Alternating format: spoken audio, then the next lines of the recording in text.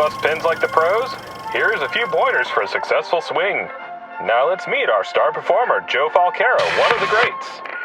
Joe says if you want to be a real pin buster, you need to hold the ball so it rests comfortably in one hand, with the fingers inserted in the hole so there is a good grip. Now watch closely as Joe demonstrates the proper approach and swing to get the maximum amount of speed and accuracy.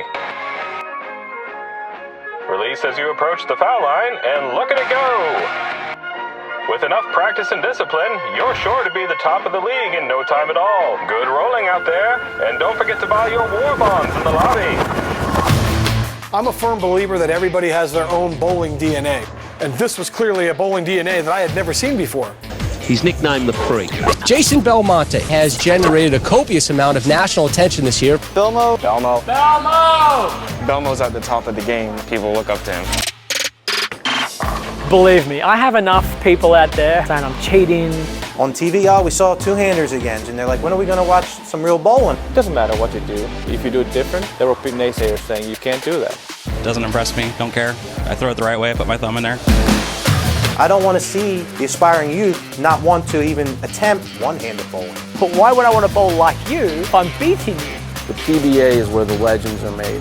If a fourth or fifth of the field is doing it, it's pretty much everybody. That's the beauty of the future. We don't know what's going to happen.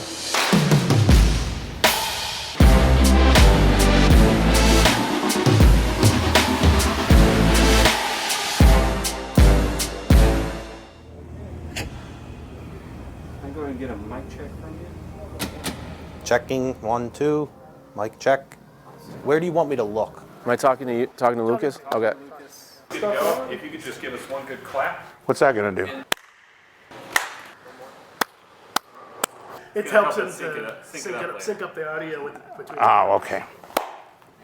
I'm going to start off and ask you, do you know who Chuck Landy is? Actually, I do not.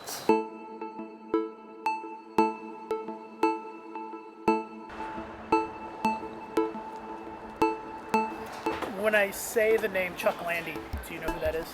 Never heard of him. Never heard of Chuck Landy? Nope, never heard of him. Maybe if I saw him. But I'm terrible with names. So, nope. Do you know who Chuck Landy is? Oh, yeah. Who? Do you know who Chuck Landy is? I might know the face, don't know the name.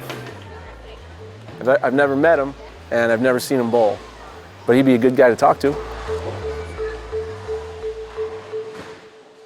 From everything I understand, I'm pretty confident that I'm the first PBA titleist, if you include regionals, two-handed bowler.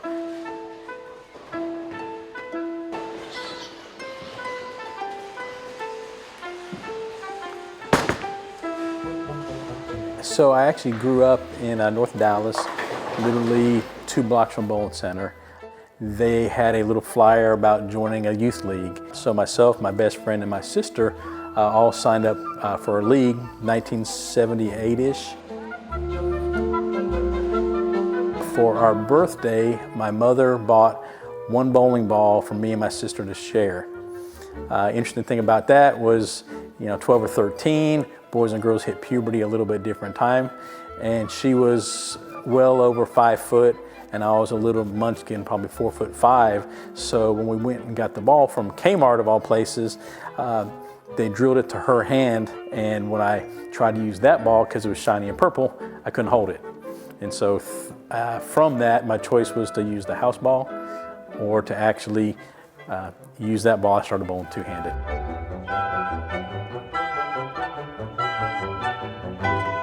So this is my traditional drilling right here. 2 fingers with the axis weight hole. A lot of people think it's a thumb hole, but it's not. Actually hold the ball this way, kind of turn it into my wrist like that, rest it on my palm like this, and then the swinging motion is like that, and just releasing it. And then this is the shot.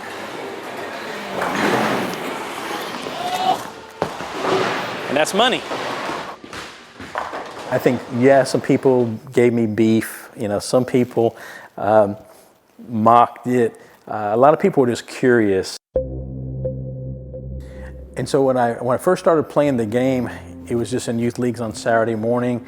It really wasn't till I started taking bowling more serious that my youth bowling coach was saying, you need to kind of stop doing that because you're not going to get any better. And I'm like, well, I'm doing better like this than I used to do. And she would say things like, as you move up the ranks and maybe think about going adult, they're probably not going to let you do it that way. Over the next, 3-4 years, I bowled pretty much every regional, ended up cashing about 80% of the time. And so in the summer of '89, I decided to bowl a summer swing on the tour. And then at Quaker State in Grand Prairie, went to bowl my first tour stop. And during the warm-ups, the practice session, behind me, a pretty well-known PBA player watching. Next thing I knew, Harry Golden, who was a tour commissioner, came down and said, we see you have an extra hole in your ball.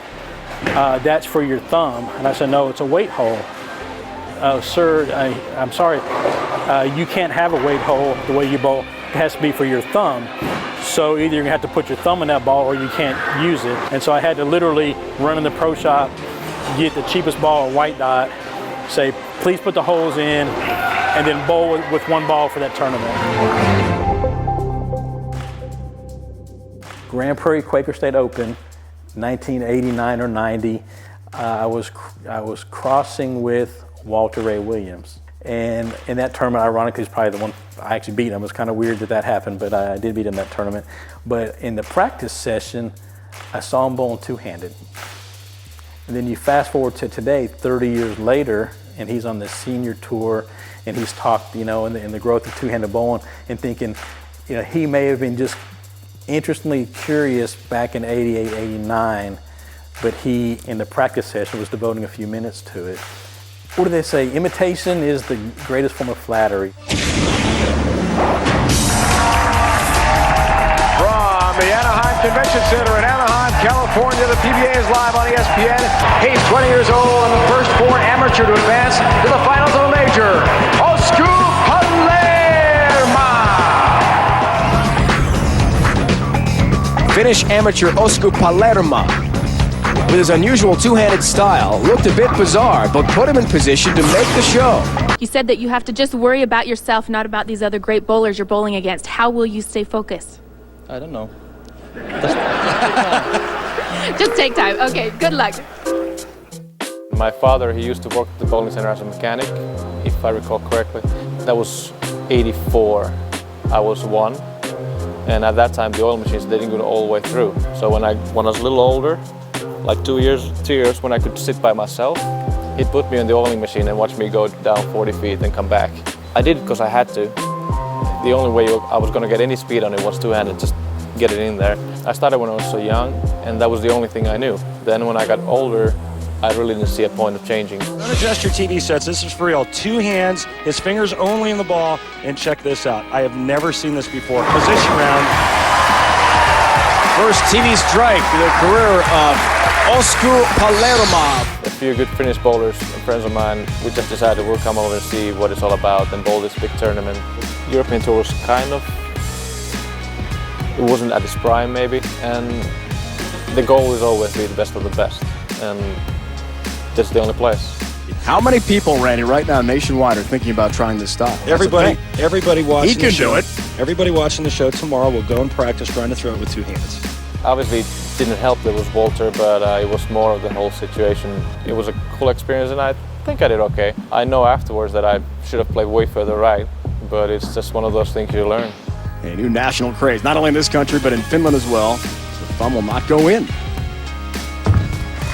Looks for his first ever TV double. Came in a little bit high, but gets a break late. 9-pin goes. And let me tell you something. This guy is really, really impressive, especially for a 20-year-old. A really cool thing is I bowled Walter and lost. I got a shirt from him, but Pete won, and I have that shirt he won in. So that's amazing. What a week it has been for Osku Palermaa, who tomorrow returns to Europe. He told us last night, regardless of the result today, he was heading back home, has got to enlist in the Finnish army. It was really an oddity, and he was so young, but it was so new that it almost went over everybody's heads in a way. It was kind of like, wait, what? Okay, well, we'll never see that again. That was the first time that I saw it. But then with YouTube, there just became so much viral stuff with people bowling in unusual ways that it sort of became a topic of conversation. You know, I think that's the history of sports at any level is, yeah, your dad gets you into it, but you don't want to be just like your dad. You know, you want to do it a little bit different. Look at Pete Weber and his dad. Pete didn't throw it anything like Dick Weber. You know? Well, now you have kids who look and see Belmo and Simo and Osku and Jesper, and they say, all right, I like that because it's powerful, it's fun to watch, it's a combination of power and accuracy, and you know, how can anybody not like that? Well, I would have a problem with it because I'm a purist and I'm more for one-handed bowling, traditional bowling.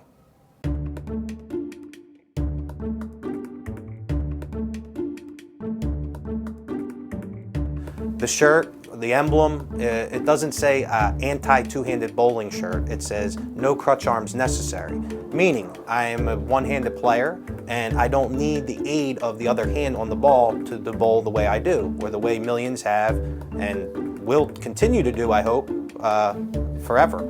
I've said it before in your interviews, I'm just a proud one-handed bowler. I don't want to see aspiring youth not want to play the game or enjoy the game the way I have and the way millions have before. The jersey, a lot of people back home, when I had a pro shop and they'd come in and they'd see on TV, oh, we saw two-handers again. Man, every week they're on TV, and I'd say they'd get discouraged, and they're like, when are we going to watch some real bowling again? And I just heard that often. And everybody was putting different things on their shirts, and I've always been one to wear the crazier pants when people started wearing the different shirts. So I was eligible to get some jerseys made, and I decided, why not do no crutch arms necessary? So I put my fingers in, I slide my thumb in all the way, and I'm waiting on the ball all the way to the bottom of the swing.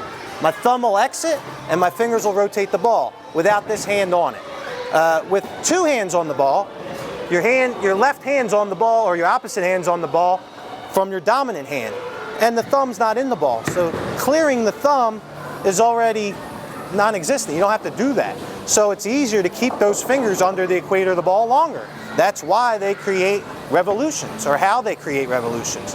A traditional bowler, to create revolutions like that, has to apply it without the aid of the other hand on the bowling ball.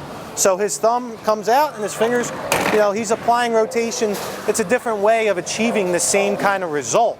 Do I think one's better than the other? Obviously, I think that two hands is a lot easier to do. I don't agree with it. I don't think that it's a part of the game that should be in play. And I'm just a proud traditional bowler, a purist of the game. I don't think power should be the #1 necessity in success for bowling. I think, you know, accuracy, power, speed control, doing different things with the ball, being creative with the bowling ball, they should all be important. For years you would see you know, straighter players bowling better on the fresh conditions because the ball motion had to be controlled. And then once the lanes opened up, and you'd see the hook players create an advantage. Well, the environment has changed to the point where the oil being applied is kind of helping two-handed playing, and anybody that gets any kind of rev rate at all, get it however you can. Power seems to be in. Being one of the first ones, there were naysayers saying you can't do that. And obviously being a little stubborn boy, I'd say, well, show me in the rules where it says no. When they say, well, I can't. So I said, therefore I can.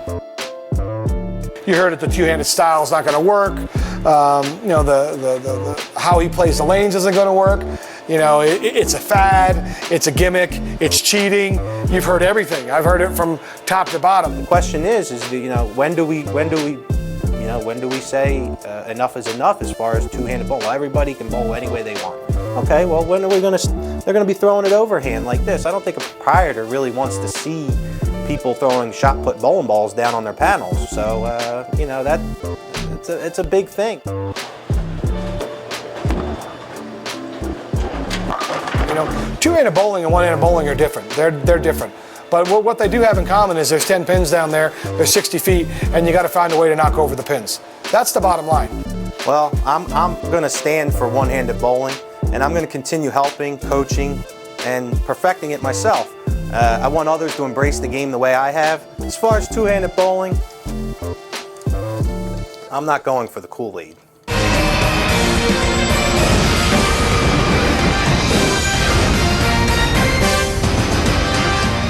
From West Babylon, New York, I'm Rob Stone. The PBA has generated a copious amount of national attention this year, from the plastic ball debate to who is the #1 bowler all-time in PBA history to Wes Malotte's run at Player of the Year. But no story has gained as much national traction as that of someone who's making just his first PBA television show today.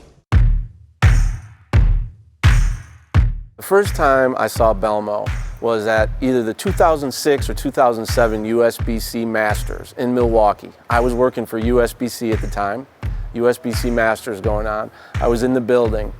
Tommy DeLutz, a PBA player, a friend of mine, came up to me and said, "You got to see this guy." And he said, "This guy looks like Donny Osmond, and he throws the best strike ball you've ever seen. And he throws with two hands." And I'm like, what? Oh, come on, man. Is this really going to be another thing that's just a goof? Then I went and watched Belmo. He was so exciting. The ball was going so fast. The hook was so sharp. His style was so flying almost, comparatively. And this is when you're first seeing this guy compared to what was existing in the time. And you basically couldn't take your eye off him. You know, the early days I don't really remember a whole lot. I started bowling when I was 18 months old. Bowling enthusiast, scoring more than 600 in a series is just a dream. But for an 11-year-old Orange boy, dreams are reality. Mum and Dad built a bowling centre and I was only a couple of weeks old when the bowling centre opened. So the lightest ball we had in the early 80s was a 10-pound house ball. So asking a toddler to pick up a house ball that's 10 pounds with one hand, it wasn't possible. However, I really wanted to bowl. So I decided I'll just pick it up any way that I could, and it happened to be with two hands. Mum and Dad weren't bowlers themselves, never rolled a ball until they opened the bowling centre in town, so they weren't coaches. So they never coached it out of me. They were just happy that their son was occupied while they were busy working. And I fell in love with the game of bowling, doing it the way that I knew how, the only way I could at that age. We couldn't get him off the lanes. He used to spend quite a lot of time on the lanes while we're here. Every time that we're here, he would be there for hours on end, actually. My ambition is probably be the best bowler in the world and be real rich.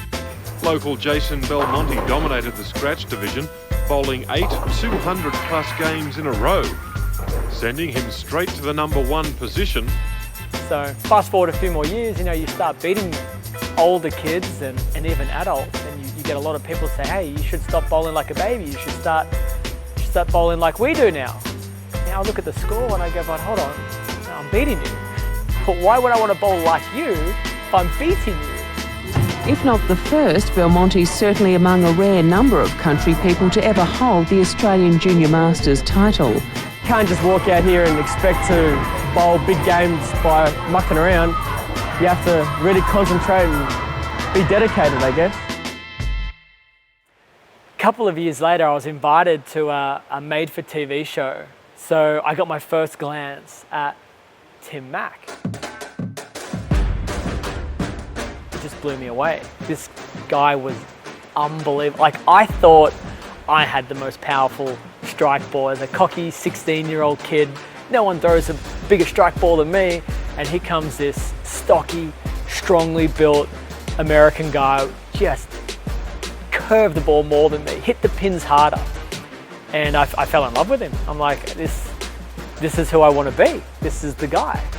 I remember it vividly. I was sitting on the bleachers, and my practice session was done, and this young kid standing all the way in the back of the approach with a red shirt on, holding the ball with two hands. I'm like, what is he doing? And he ran from the back of the approach all the way to the foul line and ripped the cover off the ball with two hands and stood up in the air, and pins went everywhere. And I'm like, what was that? What did we just see? I met him he said some really nice things about me, and that was the end of it. Little did I know he'd called Storm's owner, Bill Chrisman, up. He said, "Hey, Bill." Basically, he says, he throws it like a little kid, kind of, you know, he throws it with, he's got both hands on the ball and he throws it and he doesn't put his thumb in the ball, he has no thumb in the ball. And I said, well, I'm interested, I don't understand this two-hand thing, I don't understand what you're saying. And Timmy tried to describe it to me, that he brought it back and he brought it down, and I had a picture in my mind, but until I saw it, I really didn't quite understand it. And I didn't expect him to be as smooth as he was.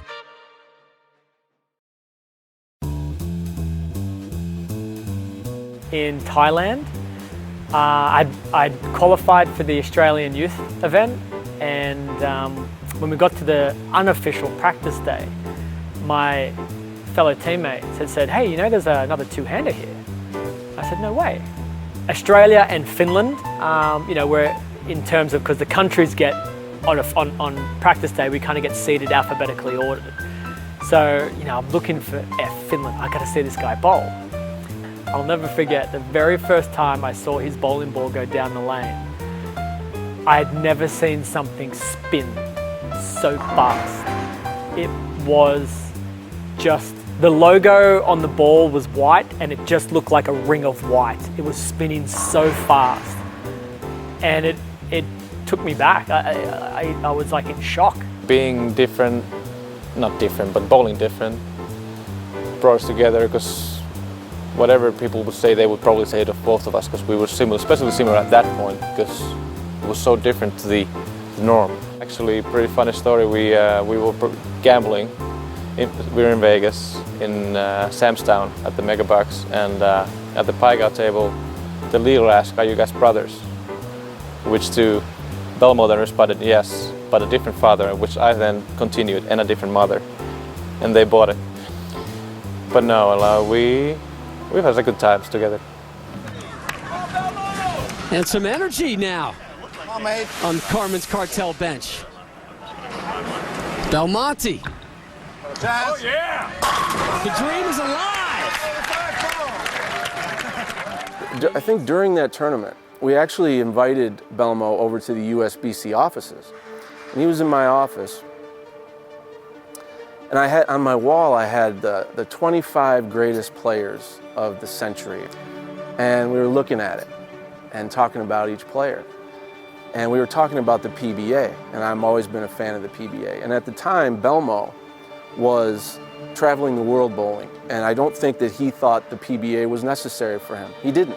He thought, I'll bowl majors there, but I bowl majors in every country, and Belmo was happy with that. And he didn't grow up in the US watching the PBA like a lot of the people his age. And I remember saying at the time, the way that you get on this poster is by your success in the PBA. The PBA is where the legends are made.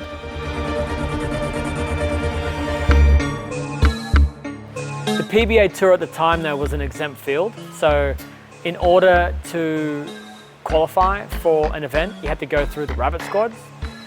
So I got a phone call from, at the time, the Deputy Commissioner, Tom Clark. And he said, "Hey, look, you know, we're looking to give you a commissioner's exemption for a PBA stop. Would you be interested in flying over and accepting it?" I said, it's a long way to go for one tournament, though. And he said, "Well, it hasn't been done before, but I'll see if we can offer you two." It was more important that someone with what was clearly I had identified as a talent, an interesting and dynamic person that the media would be interested in. And so, to me, we had to give him this opportunity. So I accepted the two commissioner exemptions and did disgustingly bad in both of them. It was really, really hard to not feel embarrassed after those two events. They're a little bit confused in that, yes, he's been given some leeway. But overall, I'm like, well, I am not ready to play against these guys. So a couple of weeks later, I played another rabbit squad and happened to be in Long Island. I was the final position in the rabbit squad to make the final event. I made the cut by a pin, and then it happened to win.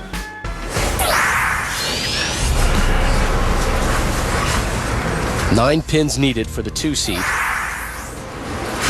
for his first PBA Tour title. One of your best. That was one of your best. It's one of your bests. 9 is good enough. And congratulations to Jason Belmonte, as he has locked up his first career PBA Tour title. I was exempt for the next season. That was a pretty cool moment, you know, realizing, oh my goodness, I've just won on the biggest tour in the world. You have no idea how good this feels.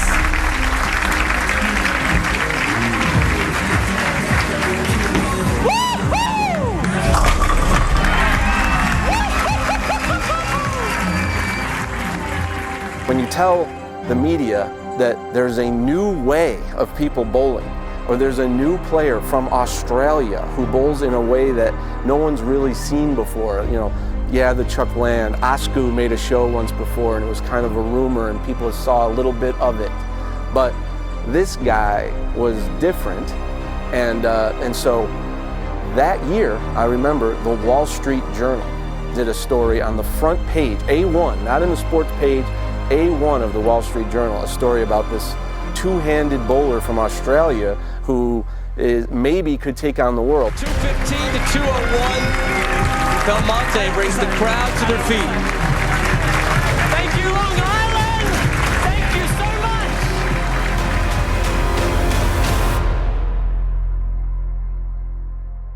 When you came out on the tour and started getting more publicity, did the criticism, was that the most intense criticism that you had at that point in your life? Oh yeah. The Asian tour and the European tour were very friendly places. They would see me bowl differently for the first time, and it was more like, wow. You know, and I came here and you had some wows, but you had a lot of, what the hell is this? And you can't bowl like this. This guy's a cheat. You know, they would just complain, moan, talk about you behind your back, and yet no one came up to me and said you shouldn't bowl that way. You know, I disapprove of that. Except one really, really old guy in Detroit one time. I was practicing with Walter Ray. So this old guy just busts through the door and he walks quite slowly into the bowling center, down to my pair of lanes, and I'm like, oh, you know, you might want to talk to Walter. Nope, came straight up to me, put his finger on my chest, and he goes, I don't like the way you bowl. And then he turned around and he walked straight back out the door. It was like someone had told him outside, hey, there's that two-handed bowler inside. He's like, really? I'm gonna give that kid a piece of my mind. It was probably the very first time as well that I'd ever been exposed to, you know, like proper media. Making the back page of the Central Western Daily is slightly different than, you know, being on the cover of Wall Street Journal. So that was really hard because the more publicity I was getting early, when I hadn't had any success, it was really, really hard to handle that from fans who are like, why is this, you know, gimmick getting all of this exposure when we have some great players right now that aren't getting any of the exposure? I would just take everything so personally. Again, you wouldn't change anything because it motivated me. I wanted to prove to myself, to my family, and at the time I wanted to prove it to those that doubted me. And I think I've been able to convert a lot of people's minds from thinking I was just a flash in the pan gimmick to, you know, a really good player. And I think back then, it was really what's going to happen type feeling. You know, here is a kid, you know, from country Australia who bowls funny. What's going to happen? You know, is it going to be good? Is it going to be bad?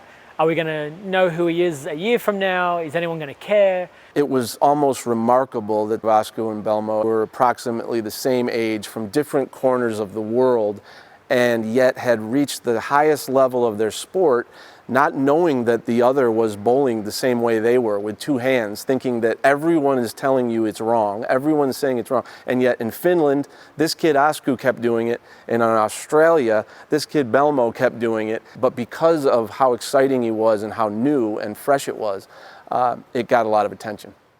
They come from opposite sides of the globe, but Australian Jason Belmonte and Finland's Osku Palermaa are two of a kind. The two most successful two-handed bowlers in the world. Today, for the first time in PBA history, both of these two-handers have made it to a tournament final. The PBA Shark Championship. A lot of people were saying it was kind of like a battle of who's the best two-hander. And I wasn't really thinking because I hated to ever categorize Osku, myself, or anyone else in a separate category. But then I realized, yeah, I guess it was. It was the first time we ever met on television, and it was going to be remembered.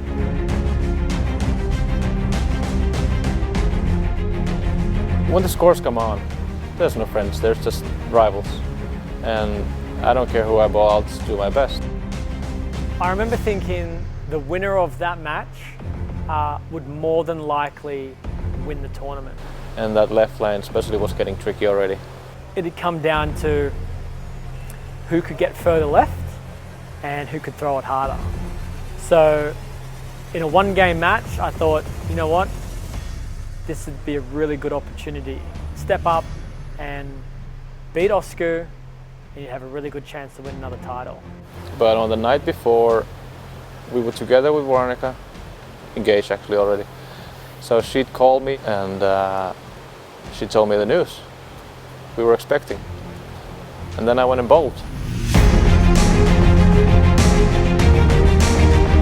Coming down the stretch, I think I was leading, and I actually executed a really good shot in the 10th frame and split, and gave Osku the win. Now, do you think that the kids at home will want to take up two-handed bowling after watching you guys? I think so. I've seen it's happened all around the world already. So, and now we are on TV at the same time. So, of course, two hands is better than one. It was just a stepping stone on me wanting to be better, and it just really motivated me. Like, okay, if I can be better than Osku, he's one of the best in the world. So if I'm better than him, I'll be better than a lot of other players as well, one-handed or two-handed. I try to tell people, you know, with each passing year, I said, you guys don't know what's coming. There's going to be some weeks where he's going to go 400 or 500 pins around you, and you guys don't. Nah, it's the PBA Tour. I get it's the best bowlers in the world. I get it. And I said, guys, he does something. He strikes at an alarming rate. He does something that I've never seen before. There's going to be some weeks when he comes out, he's going to knock over massive amounts of pins. And to his credit, his first major he bowled, that's exactly what happened. It's been a long road to the finals of this year's PBA World Championship. Over 250 players started the journey, but now, 1 month later, only 4 remain for the final eliminator battle. Among them, a pair of international two-handers, Australia's Jason Belmonte and Finland's Osku Palermaa. Will this be the first time in history that a two-hander takes home a major title? Find out next. There is nothing more strange than going to bed, waking up, going back to bed, and having 3 titles, all in the space of 24 hours. It certainly felt that way. I think it was over a couple of days, but you know, overnight I went from 1 title to 4 really quickly. And then you start thinking, or people start talking about, hey, you know what, a few more wins and you're talking about Hall of Fame. Like, oh, Hall of Fame, it's only 4 titles, I still got a long way to go there.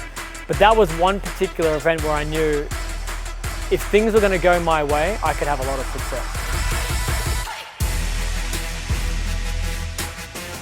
There was no reason why I couldn't win, you know, multiple times in a season or multiple series events at the World Series. So that was a huge confidence booster. Like that was like, and it was the first time that I was ever in the running for like a player of the year or anything like that. And that really motivated me to be the best player in the world. So up until that World Series, I think I always felt like I was a really really good player, but never the best in the world. And after that little run, I'm like, hey, I could get there. I could be the best player in the world.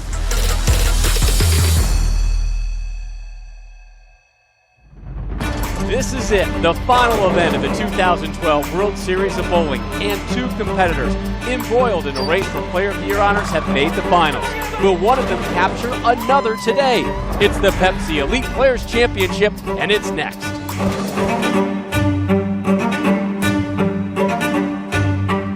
I played against Mike Devaney, and before the match started, he was asked a question about how he was going to, I'm trying to remember the quote exactly, but the question was, how are you going to approach today? Mike Devaney, one win away from your third career title. What's going through your mind right now? 10 good shots. You know, anything else? Not watching Belmo and all that. Just doesn't impress me. Not interested. Don't care. I throw it the right way. I put my thumb in there, the way I was taught, and the way everybody should throw it. So show them what's up right now. And I remember thinking, right, he said that for two reasons. One, it's how he really thinks and how he really feels. And two, he was going to try and get under my skin. He was going to try and throw me off a little bit. And I remember smirking, going, you're just another one of those people who just cannot accept the reality that's in front of them. So there's only one way to truly help you understand the reality, and that's to beat you for the major championship that you want so bad. Then it'll become very real. So I remember doubling in the 10th. He needed a double in the 10th too. I got mine. He, unfortunately for him, didn't get his. Shook my hand afterwards, but there was just a part of me that was just thinking, you know, don't you feel a bit silly now? It could have been a very different match if, you know, he had just said, I wish him all the best, I'm going to bowl the best that I can and hope I win. But I almost feel like just that comment made me just focus just that little bit more, because I wanted to take the title from him.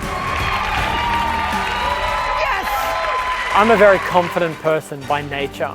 I always back myself, always. No matter what it is that I'm doing, I always think I can do it. I try to be a realist though as well. I realize it might not happen today, but I know I'll get there. So the belief in myself had always been there, but I think any doubt that I had of potentially becoming the best in the world at that World Series drifted away. Then I knew, you know, I was going to be the best player in the world. The eye was on the prize after that, and I knew I was very close.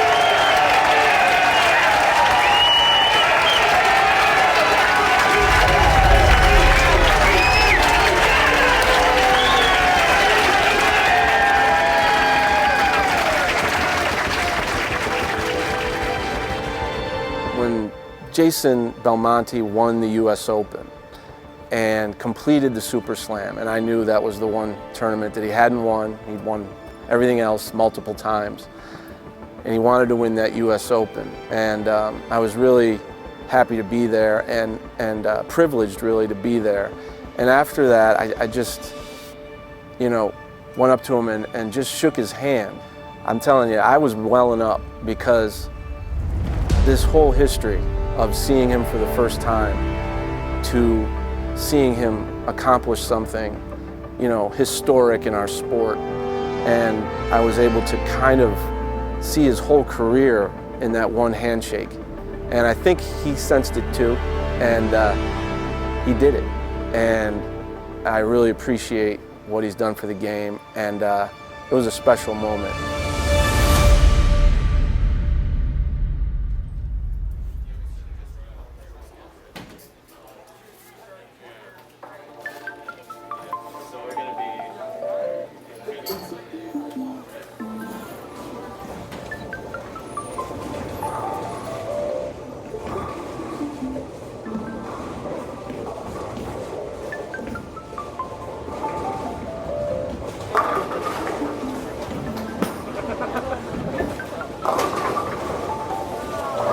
One last friendly reminder, I would love for you to click that link and go fill in your scores, even for these 6 games.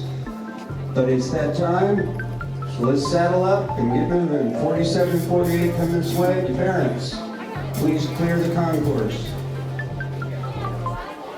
My favorite pink shirt needs to step forward, please. I started bowling 14 years ago at the age of 2. Two-handed as soon as I started bowling. I think it's cool. I think you get more revs on it than one-handers, so I think that's pretty cool. It's a cool aspect to it. I mean, depending on who you ask, people will say it's cheating and other people will say it's not. But personally, I don't really think it is. It's just we are more comfortable with an extra hand. That's pretty much how I feel. I already see it growing more than I thought it would, 6 years ago. I mean, I remember when I was little, I was like the only two-hander I would see out there, and then now, I mean, you look today in this tournament, you see more two-handers than ever. I mean, it's crazy to see it evolve to this. I think minds have been opened. I think that you're going to have players that want to succeed on every length and be able to use styles that adapt to every length in bowling. So you'll have people that can throw one-handed when they need it. They'll bowl two-handed when they need it. They've fostered this ability. So I'm seeing a future where people will have many different ways of delivering the ball within their own game and not grow up thinking, oh, this is the way I bowl. Oh, he's changed the sport. There's no question Jason has made an impact in youth and also in adults. I mean, let's look at Walter Ray Williams Jr., 47 PBA national titles. He's even added the two-handed style of bowling into his arsenal. Let's look at 10 years down the road and we'll see how many two-handers are out there. I think all the two-handed bowlers are very impressive at what they do. There's been a long period of time where you have bowlers, like I said, competing a certain way. And if you're competing in a different way, how can you be in the same conversation as those that did it in a different manner? Two-handed bowling is not going anywhere. It's here to stay. It's an incredibly efficient way to bowl if you can put the hard work and effort and time into it. Some people think it's the absolute future. I don't see it completely taking over. I see both negatives and positives. Any style is fine with me but you have to understand why you're doing it. Is it good for you? Bowling isn't only about just going there and throwing the ball.